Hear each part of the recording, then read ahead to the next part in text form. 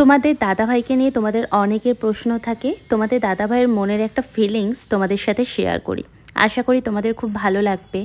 আর যারা এরকম ফোর্সে জব করে তাদের মনের কষ্টটা তোমাদেরকে একটু বোঝাই। স্বেচ্ছায় ঘর ছেড়েছিলাম রুজির টানে পেটের টানে, কিন্তু জানি স্বেচ্ছায় ঘর পৌঁছাতে পারবো না। আজ 7টা বছর কেটে গেল, দেশের কোনায় কোনায় যাযাবরের মতো ঘুরে বেড়াচ্ছি। এ এক নিদারুণ বনবাস। মাঝে মাঝে ভাবি শ্রী রামচন্দ্র তো 14 বছর বনবাস কেটেছিলেন, কিন্তু আমার এ কোন বনবাস যার কোনো অন্ত নেই? কতই বা বয়স তখন, 19 অথবা 20।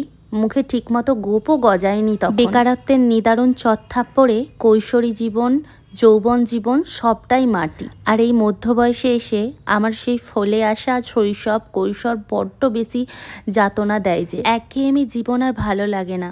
এবার মুক্তি পেতে চাই বন্ধহীনতার স্বাদ, কিন্তু কিভাবে কেউ জানে না, আমি নিজেও জানি না। এখন ভবিষ্যতে ভাবনাটাই বড় বেশি ভাবাই। কাল কি হবে, কাল কিভাবে চলবে, এই চিন্তাগুলো থেকে কিছুতেই মুক্তি হতে পারছি না।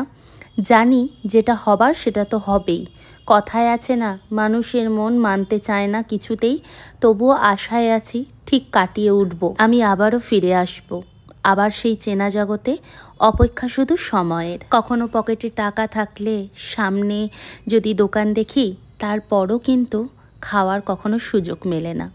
আবার কখনো নিজের পছন্দ কেনার ইচ্ছে করলেও বাইরে পা রাখা মাত্রই পিছন থেকে বারবার ডাক পড়ে, বাইরে কারো বেরোনোর অনুমতি নেই। সবাই ভাবে এ জীবন কত সুন্দর, কত টাকা, কত অর্থ, কিন্তু পরিশ্রম আর যাতনাময় কষ্ট, হৃৎপিণ্ডে পুষে রাখা কষ্টগুলো কেউই দেখে না। মা বাবা সন্তান বউ সবাইকে ফেলে দেশের কাজে চলে এসেছি। যখন আমি যৌবনতা কাটিয়ে বার্ধক্যে যাব, রিটায়ারমেন্ট লাইফে যাব, তখন তো জীবনের সব আশা ভরসা শেষ হয়ে যাবে।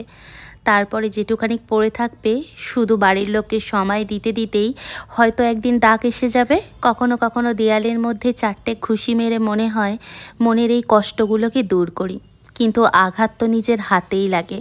মনের আঘাত কি কখনো দূর হয়?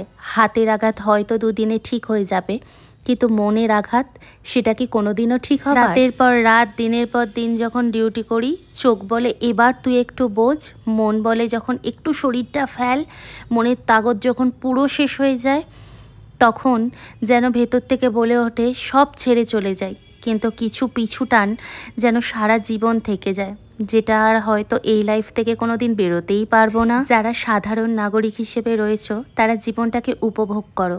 এত সুন্দর জীবন, তাকে যদি এইভাবে নষ্ট করে ফেলো, তাহলে জীবনে তোমরা কি পেলে? যদি আমাদের জীবন বাঁচতে চাও, তাহলেই বুঝতে পারবে জীবনটা কতটা কষ্টের।